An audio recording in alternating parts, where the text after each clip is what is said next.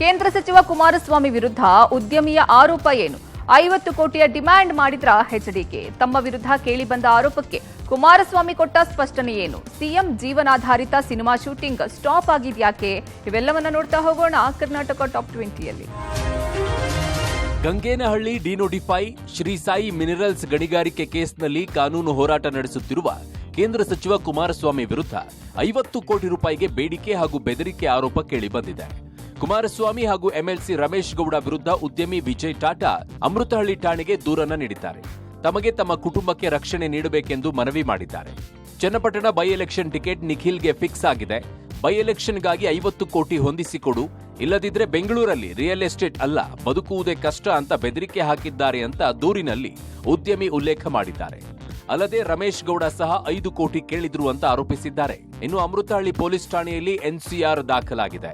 ತಮ್ಮ ಮೇಲಿನ ಆರೋಪಕ್ಕೆ ಕುಮಾರಸ್ವಾಮಿ ಬೀದಿಯಲ್ಲಿ ಹೋಗುವ ನಾಯಿ ನರಿಗೆಲ್ಲ ಉತ್ತರಿಸಲ್ಲ, ಎಫ್ಐಆರ್ ಆಗಲಿ ಅಂತ ಸವಾಲ್ ಹಾಕಿದ್ದಾರೆ. ನನಗೆ ರಮೇಶ್ ಗೌಡರು ಫೋನ್ ಮಾಡಿಕೊಟ್ಟರು. ಅದರಲ್ಲಿ ನಮ್ಮ ಕುಮಾರಸ್ವಾಮಿ ಅವರು ಮಾತಾಡಿದರು. ನಮಗೆ 50 ಕೋಟಿ ಅರೇಂಜ್ ಮಾಡಿಕೊಡಿ ಅಂತ ಹೇಳಿದ್ದಾರೆ. ನನಗೆ ಯಾವುದೇ ಕಾರಣಕ್ಕೆ 50 ಕೋಟಿ ಬೆಳಿಬೇಕು, ಅರ್ಧ ಮಾಡಿಕೊಡಿ, ಇಲ್ಲಾಂದ್ರೆ ನೀವು ಬೆಂಗಳೂರು ಕಷ್ಟ ಆಗುತ್ತೆ. ನೋಡಪ್ಪ, ಈ ವಿಷಯ ಚರ್ಚೆ ಮಾಡೋ ವಿಷಯನ, ಈ ವಿಷಯಕ್ಕೆಲ್ಲ ಉತ್ತರ ಕೊಡಲ್ಲ. ಯಾವ ಬೀದಿಲಿ ಹೋಗೋ ನಾಯಿ ನೆರೆಗಳಿಗೆಲ್ಲ ಉತ್ತರ ಕೊಡೋಕ್ಕಾಗತ್ತೆ? ನಾನು ಬರೀ ಮುಖ್ಯಮಂತ್ರಿ ಸಿದ್ದರಾಮಯ್ಯ ಅವರ ಜೀವನಾಧಾರಿತ ಚಿತ್ರವಾದ ಲೀಡರ್ ರಾಮಯ್ಯ ಸಿನಿಮಾದ ಚಿತ್ರೀಕರಣ ಅರ್ಧಕ್ಕೆ ನಿಂತಿದೆ.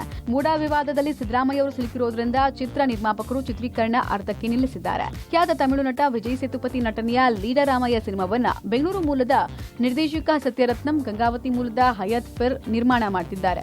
ಸದ್ಯ ಮೈಸೂರು ಭಾಗದಲ್ಲಿ ಸಿಎಂ ಬಾಲ್ಯ ಮತ್ತು ಶಿಕ್ಷಣ ಸೇರಿ ಹಲವು ಸನ್ನಿವೇಶಗಳ ಶೂಟಿಂಗ್ ಪೂರ್ಣ ಆಗಿತ್ತು. ಮೂಡಾ ಪ್ರಕರಣ ಬೆಳಕು ಬಂದ ಹಿನ್ನೆಲೆಯಲ್ಲಿ 2ನೇ ಭಾಗದ ಸನ್ನಿವೇಶಗಳ ಚಿತ್ರೀಕರಣಕ್ಕೆ ಚಿತ್ರತಂಡ ಬ್ರೇಕ್ ಹಾಕಿ ರಾಜಕೀಯ ಬೆಳವಣಿಗೆಗಳನ್ನು ಗಮನಿಸುತ್ತಾ ಇದೆ. ಮೂಡಾ ಹಗರಣವು ದಿನೇ ದಿನೇ ಬಿಗಿಯಾಗ್ತಾ ಇರೋದ್ರಿಂದ ಚಿತ್ರೀಕರಣವನ್ನು ತಾತ್ಕಾಲಿಕವಾಗಿ ಸ್ಥಗಿತಗೊಳಿಸಿ ಪರಿಸ್ಥಿತಿ ತಿಳಿಯಾದ ನಂತರ ಚಿತ್ರೀಕರಣ ಮುಂದುವರಿಸೋಕೆ ಚಿತ್ರತಂಡ ನಿರ್ಧಾರ ಮಾಡಿದೆ ಎನ್ನಲಾಗಿದೆ.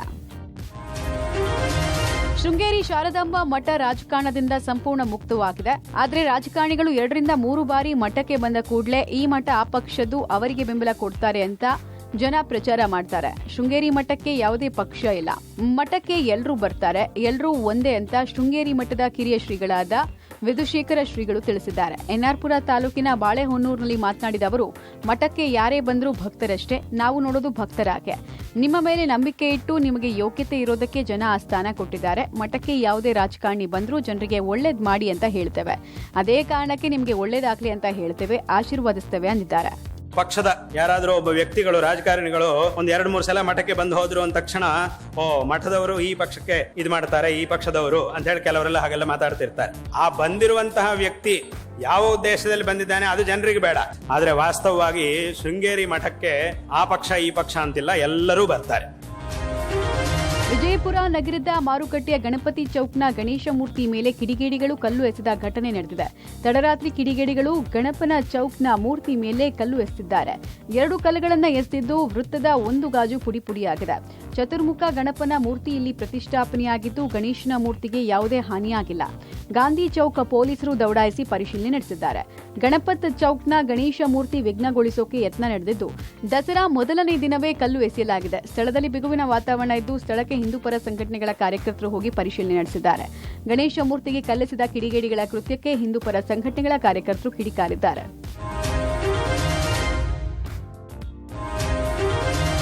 ಇಂದಿನಿಂದ 5 ದಿನಗಳ ಕಾಲ ಶ್ರೀರಂಗಪಟ್ಟಣದಲ್ಲಿ ಕಾವೇರಿ ಆರತಿ ನಡೆಯಲಿದೆ. ವಿಶ್ವವಿಖ್ಯಾತ ಮೈಸೂರು ದಸರಾಗೂ ಮುನ್ನವೇ ಕಾವೇರಿ ಆರತಿಯಾಗಲಿದ್ದು ಶ್ರೀರಂಗಪಟ್ಟಣದ ಶ್ರೀರಂಗನಾಥ ದೇಗುಲದ ಬಳಿಯ ಸ್ನಾನಘಟ್ಟದಲ್ಲಿ ಕಾವೇರಿ ನದಿ ಆರತಿ ಪೂಜೆ ನಡೆಯಲಿದೆ. ಶ್ರೀರಂಗಪಟ್ಟಣದ ಪ್ರಸಿದ್ಧ ಅರ್ಚಕ ಡಾಕ್ಟರ್ ಭಾನುಪ್ರಕಾಶ್ ಶರ್ಮಾ ನೇತೃತ್ವದಲ್ಲಿ ಕಾವೇರಿ ಆರತಿ ಪೂಜಾ ಕೈಂಕರ್ಯ ನಡೆಯಲಿದ್ದು ಇಂದಿನಿಂದ ಅಕ್ಟೋಬರ್ 7ರವರೆಗೂ ಪ್ರಾಯೋಗಿಕವಾಗಿ 5 ದಿನ ಕಾವೇರಿ ಆರತಿ ಪೂಜೆ ನಡೆಯಲಿದೆ. ಕಾವೇರಿ ಆರತಿಗಾಗಿ ಪಟ್ಟಣದ ಸ್ನಾನಘಟ್ಟದ ಬಳಿ ಭರದ ಸಿದ್ಧತೆಯ ಕಾರ್ಯ ಪ್ರಾರಂಭವಾಗಿದೆ. ರಾತ್ರಿ ವೇಳೆ ಆರತಿ ಪೂಜಾ ಸಂದರ್ಭದಲ್ಲಿ ಬೆಳಕಿಗಾಗಿ ವಿದ್ಯುತ್ ದೀಪದ ವ್ಯವಸ್ಥೆಯನ್ನ ಮಾಡಲಾಗಿದೆ. ಹರಿದ್ವಾರ ಹಾಗೂ ಕಾಶಿ ಮಾದರಿಯಲ್ಲಿ ಕಾವೇರಿ ಆರತಿ ಮಾಡುವುದಾಗಿ ಡಿಸಿಎಂ ಡಿಕೆ ಶಿವಕುಮಾರ್ ಹೇಳಿದ್ದಾರೆ. ಅಲ್ಲದೆ ಸಚಿವ ಚಲುವರಾಯಸ್ವಾಮಿ ಸ್ಥಳೀಯ ಶಾಸಕರನ್ನೊಳಗೊಂಡಂತಹ ನಿಯೋಗ ಕೆಲ ದಿನಗಳ ಹಿಂದಷ್ಟೇ ಹರಿದ್ವಾರ ಹಾಗೂ ವಾರಾಣಸಿಗೆ ಭೇಟಿ ಕೊಟ್ಟು ಗಂಗಾರತಿಯನ್ನು ವೀಕ್ಷಿಸಿ ಮಾಹಿತಿ ಪಡೆದುಕೊಂಡು ಬಂದಿತ್ತು. ಒಳ ಮೀಸಲಾತಿ ಜಾರಿಗೊಳಿಸುವಂತೆ ಒತ್ತಾಯಿಸಿ ದಲಿತ ಸಂಘಟನೆಗಳು ಇಂದು ರಾಯಚೂರು ಬಂದ್ಗೆ ಕರೆ ಕೊಟ್ಟಿದ್ವು.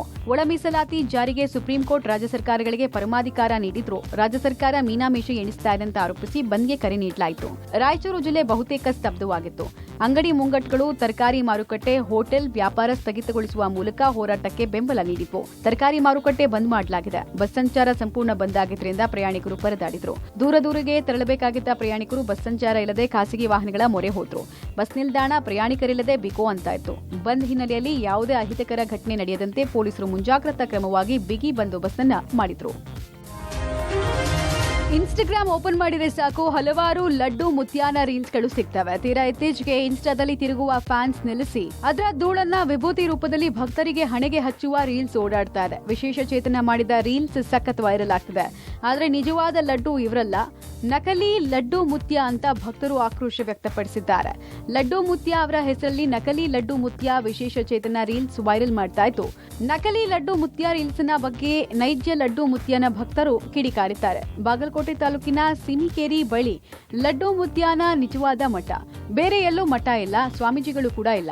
ನಕಲಿ ಲಡ್ಡು ಮುತ್ಯಾಗೂ ಮೂಲ ಲಡ್ಡು ಮುತ್ಯಾಗೂ ಸಂಬಂಧ ಇಲ್ಲ. ನಕಲಿ ಲಡ್ಡು ಮುತ್ಯ ಹಾಗೂ ಸಹಚರರು ಹಣ ಪಡೆದು ವಂಚನೆ ಮಾಡ್ತಿದ್ದಾರೆ ಅಂತ ಕಿಡಿಕಾರಿದ್ದಾರೆ.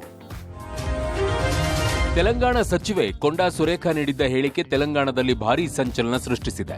ಸಮಂತ ನಾಗಚೈತನ್ಯ ದಾಂಪತ್ಯ ಮುರಿಯಲು ಕೆಟಿಆರ್ ಕಾರಣ ಎಂದಿದ್ದ ಸುರೇಖಾ ವಿರುದ್ಧ ಟಾಲಿವುಡ್ ಸಿಡಿದೆದ್ದಿದೆ. ಜೂನಿಯರ್ ಎನ್ಟಿಆರ್, ಅಲ್ಲು ಅರ್ಜುನ್, ಚಿರಂಜೀವಿ ಸೇರಿ ಹಲವರು ಕೊಂಡಾ ಸುರೇಶ ಹೇಳಿಕೆಯನ್ನ ತೀವ್ರವಾಗಿ ಖಂಡಿಸಿದ್ದಾರೆ. ಒಬ್ಬರ ವೈಯಕ್ತಿಕ ವಿಚಾರವನ್ನ ರಾಜಕೀಯಕ್ಕೆ ಬಳಸೋದು ಸರಿಯಲ್ಲ. ನಿಮ್ಮ ಸ್ಥಾನಕ್ಕೆ ಇರೋ ಘನತೆ ಮತ್ತು ಗೌರವ ಎರಡನ್ನೂ ಕೂಡ ನೀವು ಕಾಪಾಡಿಕೊಳ್ಳಬೇಕು ಅಂತ ಎನ್ಟಿಆರ್ ಕಿಡಿಕಾರಿದ್ದಾರೆ. ಇನ್ನು ಕೆಟಿಆರ್ ತಮ್ಮ ಹೇಳಿಕೆ ವಾಪಸ್ ಪಡೆದುಕೊಳ್ಳಲು 24 ಗಂಟೆ ಡೆಡ್ಲೈನ್ ಅನ್ನ ಕೊಟ್ಟಿದ್ರು. ಆಕ್ರೋಶ ಚಿಮಾರಿ ಹೆಚ್ಚಾಗ್ತಾ ಇದ್ದಂತೆ ಸಚಿವೆ ಕೊಂಡಾ ಸುರೇಖಾ ಕ್ಷಮೆ ಯಾಚಿಸಿದ್ದಾರೆ. ಮಹಿಳೆಯರ ಬಗ್ಗೆ ಆ ನಾಯಕ ಹೊಂದಿರುವ ಕೀಳು ಮನೋಭಾವವನ್ನು ತೋರಿಸುವುದು ಮಾತ್ರ ನನ್ನ ಉದ್ದೇಶ ಆಗಿತ್ತೆ ಹೊರತು ಸಮಂತ ಅವರ ಭಾವನೆಗೆ ಧಕ್ಕೆ ತರೋದಲ್ಲ. ನನ್ನ ಕಾಮೆಂಟ್ಗಳಿಂದ ನಿಮಗೆ ಹಾಗೂ ನಿಮ್ಮ ಅಭಿಮಾನಿಗಳಿಗೆ ಬೇಸರ ಆಗಿದ್ರೆ ನಾನು ನನ್ನ ಕಾಮೆಂಟ್ಗಳನ್ನು ಬೇಷರತ್ತಾಗಿ ಹಿಂತೆಗೆದುಕೊಳ್ಳುತ್ತೇನೆ ಅಂತ ಟ್ವೀಟ್ ಮಾಡಿದ್ದಾರೆ. ಇತ್ತ ಮಾಜಿ ಕ್ರಿಕೆಟಿಗ ಮೊಹಮ್ಮದ್ ಅಜರುದ್ದೀನ್ಗೆ ಇಡಿ ನೋಟಿಸ್ ಜಾರಿ ಮಾಡಿದೆ.